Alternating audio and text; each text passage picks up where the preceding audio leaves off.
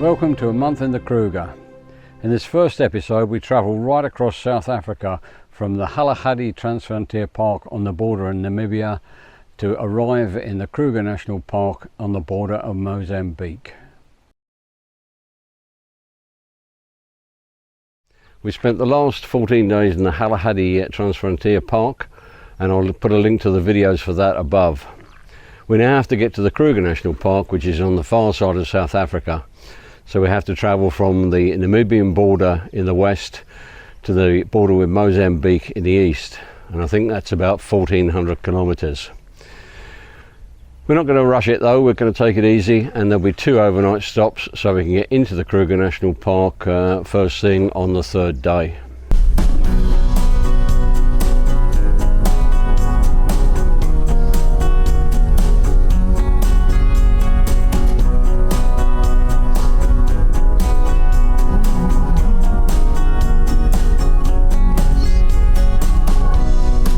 The first thing to do is to stop at the petrol station at Tweederivieren to get our tyres pumped up. Then we have to get our exit permit and we're finally on our way.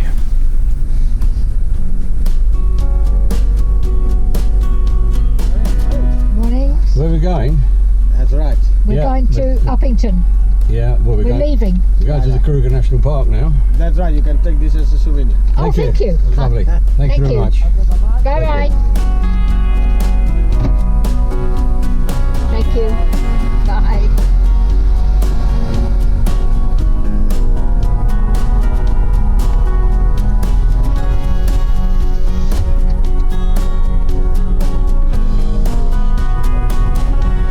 No. It's work, isn't it? Because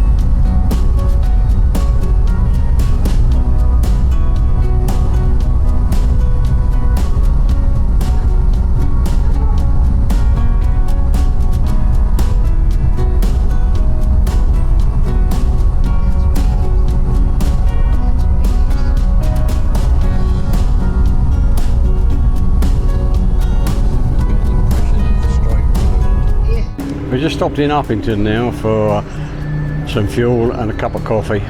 That's 250 kilometres from the Kgalagadi, almost straight road, and I think we've seen about 6 cars in all that time. It's long distances in South Africa. We've still got about 450 kilometres to go.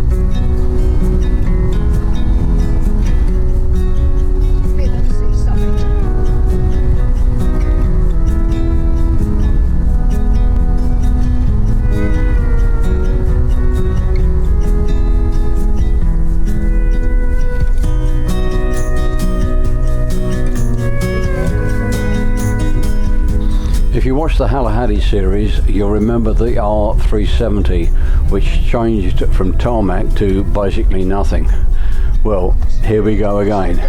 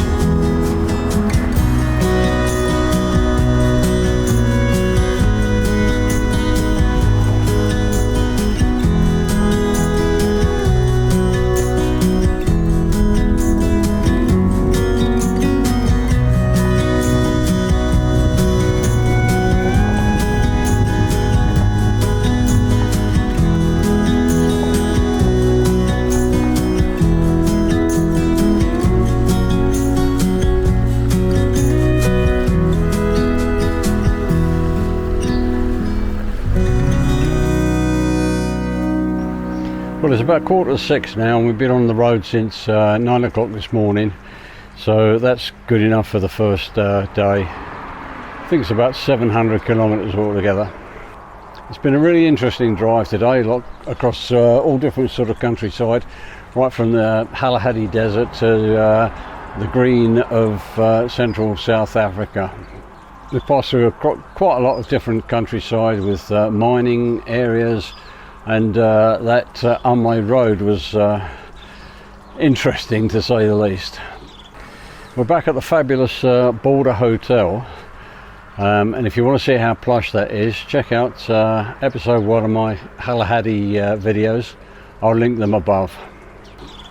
Well, that's it for the first day, so we'll see you in the morning. We're off to have some dinner and a good night's sleep. Just one thing I forgot to mention about the Border Hotel is that they give you a complimentary glass of sherry in your room, so cheers.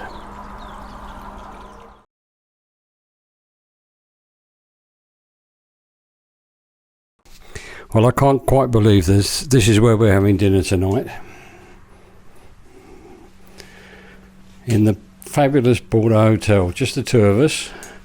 We've got a log fire, and look at this fabulous room.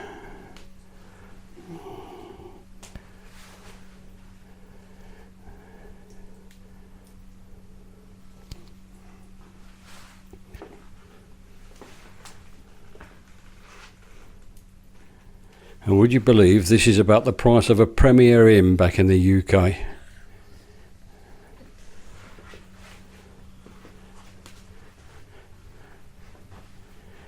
And the wine, a fiver a bottle. How can you complain about that? What a fantastic place.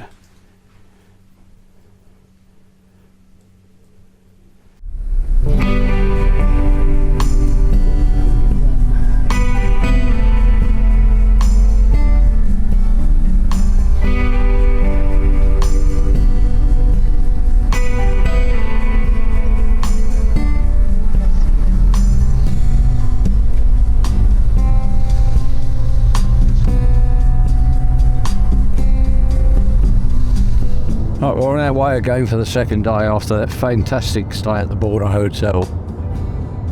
If you ever travel to the Kgalagadi or between Cape Town and Johannesburg, I urge you to stop at the Border Hotel. You will not regret it, I promise. About 700 kilometres today to Mgwenya before we head to the Kruger tomorrow.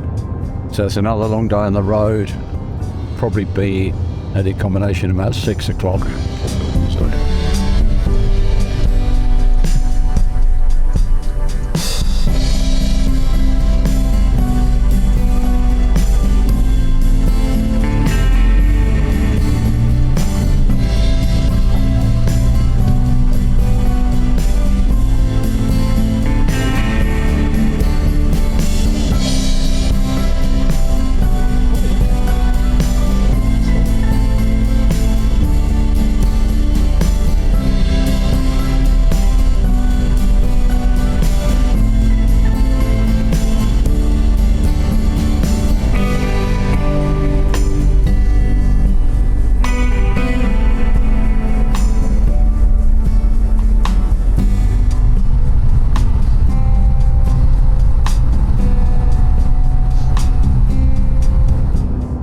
We're on the N12 now on the way to Johannesburg. You can tell that we're no longer in the UK when the sat-nav says turn left in 393 kilometres. I think it's going to be a long straight road.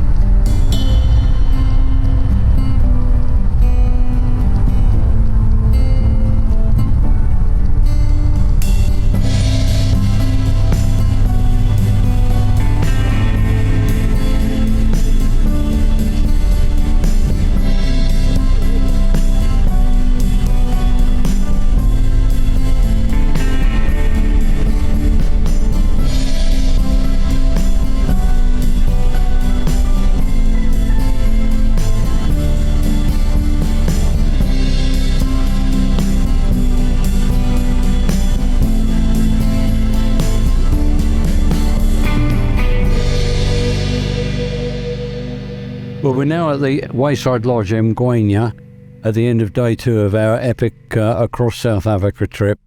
700 kilometres driven today. on what turned out to be a rather eventful day. The drive itself was pretty boring. It's mostly open, flat countryside with quite a lot more traffic, nothing like the scenic drive of yesterday.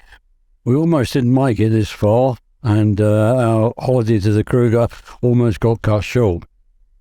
We got a Toyota Fortuner on hire from Woodford Car Hire, and it has no registration plates, only a temporary permit because it's a brand new vehicle. Woodford promised to get us the registration plates while we were in the Kgalagadi, but of course they failed to do so, and as luck would have it, we got stopped by the police. The policeman wanted to fine us and impound the vehicle. A few phone calls to Woodford and speaking very nicely to the policeman, eventually it got us on our way. I think he only let us go because he didn't want to let two old people and all their luggage find their own way in the middle of nowhere. I think if we'd been 30 years younger, they would have impounded the vehicle and we would have been stuck. Still, we finally made it, and we're going to get an early night tonight. Tomorrow, we head off to the Kruger. This is the Wayside Lodge at Mguanya. It's right on the main road, but it's a little oasis. It's a bit dark when we came last night, so we didn't really get a chance to see what it was like. You've got all these individual units to stay in. Number 14 was where we stayed.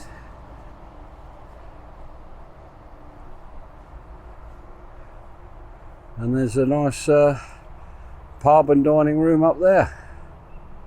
Quite a pleasant place. The only disadvantage is the traffic noise, because you can hear that quite a lot.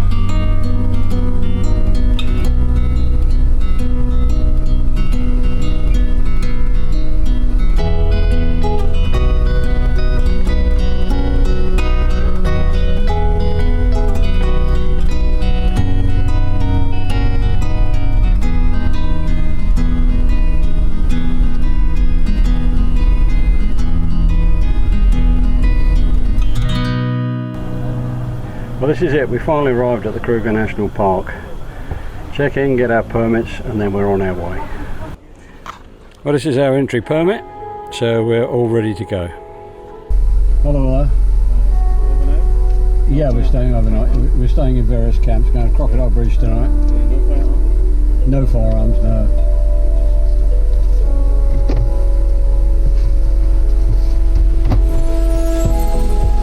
Thank you. Have a good day.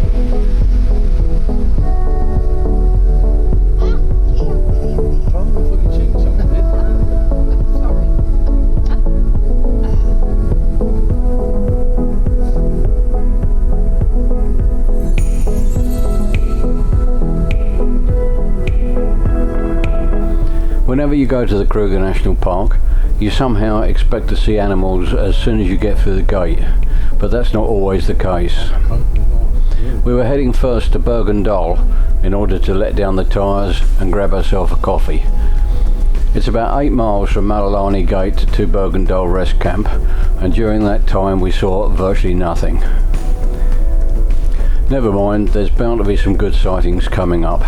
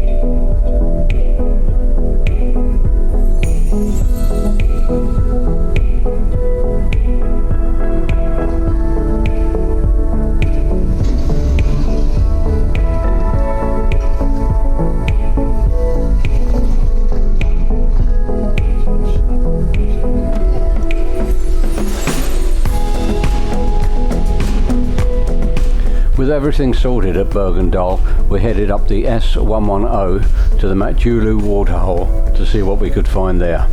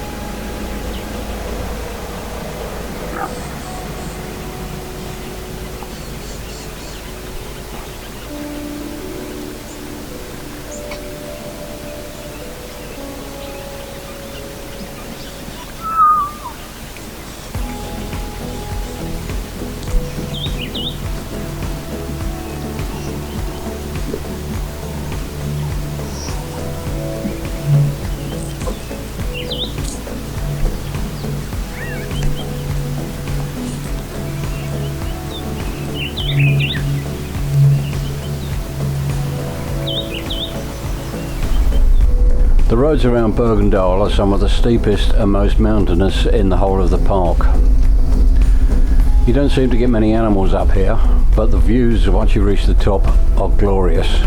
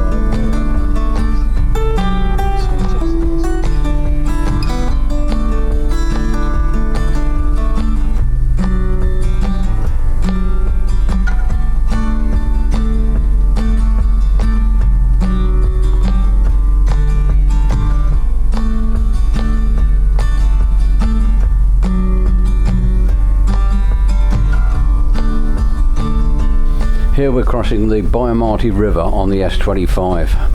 This is one of many causeways that we'll cross time and time again on our month in the Kruger.